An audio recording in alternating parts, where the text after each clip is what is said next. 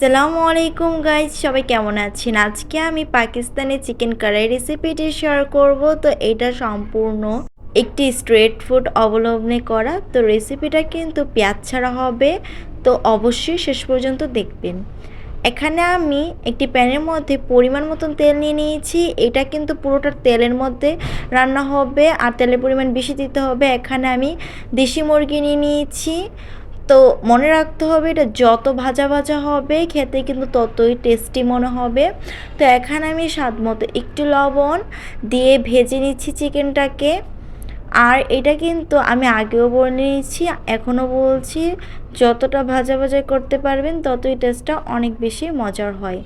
তো আমি ভালো করে ভেজে নিচ্ছি, এভাবে সুন্দর করে উল্টে পাল্টে চারপাশ ভালো করে ভেজে নিচ্ছি।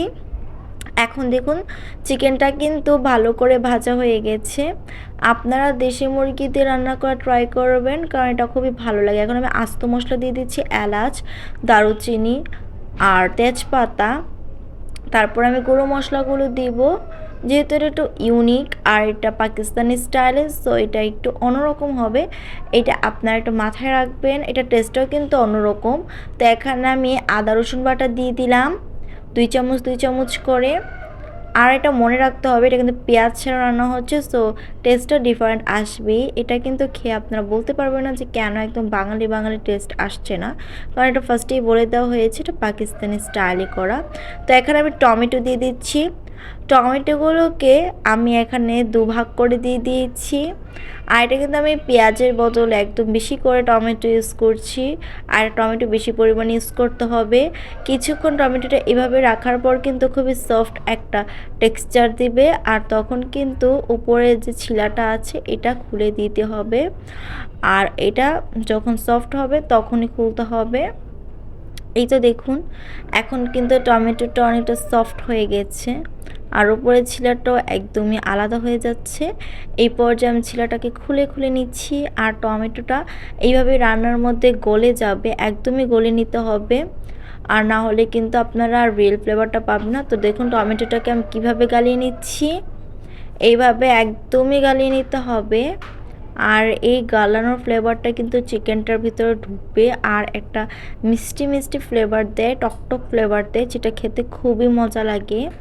তো এখন দেখুন চিকেনটার সাথে ভালো করে টমেটোটাকে আমি ভালো করে নেড়ে দিলাম। তারপর দিয়ে দিলাম আবারও লবণ, হলুদ গুঁড়ো, মরিচ গুঁড়ো।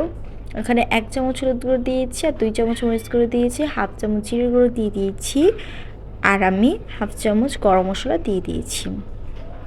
তারপরে আমি ভালো করে আবার সম্পূর্ণ উপকরণ একসাথে মিক্স করে নিচ্ছি। আর এখন একদম শুকনো শুকনো করা ট্রাই করবো, আর সামান্য একটু কষানোর জন্য পানি তো দিতেই হবে, নাহলে তো মশলাগুলো একসাথে চিকেনটার সাথে যাবে না। এখন একটু শুকনো শুকনো করে ট্রাই করে নেবো। এখানে আমি 4টে কাঁচামরিচ দিয়ে দিয়েছি। তো আমি যেটা বলছিলাম, এটা কিন্তু আমি পেঁয়াজ ছাড়াই করেছি, আপনারা দেখতেই পেলেন কীভাবে পেঁয়াজ ছাড়া করে নিলাম। আর এখন একটু শুকনো শুকনো করে নেব জাস্ট কিছুক্ষণ। আর আমি ফার্স্টে কিন্তু আস্ত মশলা দিয়েছিলাম, তারপর দিয়েছিলাম গুঁড়ো মশলা, তো এটা আপনারা খেয়াল রাখতে হবে। তো এখন দেখুন চিকেনটা কিন্তু অনেকটাই শুকনো শুকনো হয়ে আসছে, রান্নাও কিন্তু প্রায় কমপ্লিট। আর এরকম একটা শুকনো শুকনো একটি ভাব চলে আসলে আপনারা উঠিয়ে নিতে পারেন। যখন সেম সেম দেখবেন একটু শুকনো শুকনো হয়ে আসছে, তখন আপনারা উঠিয়ে নিতে পারেন। এখন দেখুন কতটা শুকনো হয়ে গিয়েছে মাংসটা। আমি উঠিয়ে আলাদা একটা পাত্রে সার্ভ করে নিয়েছি। জাস্ট লুকটা দেখুন কতটাই আমি লাগছে, এখনই আমার খেতে মন চাইছে, এতটাই আমি হয়েছে। আপনারা বাসায় ইজিলি ট্রাই করে আপনারা বানিয়ে নিতে পারেন। সবাই ভালো থাকবেন, আল্লাহ হাফেজ।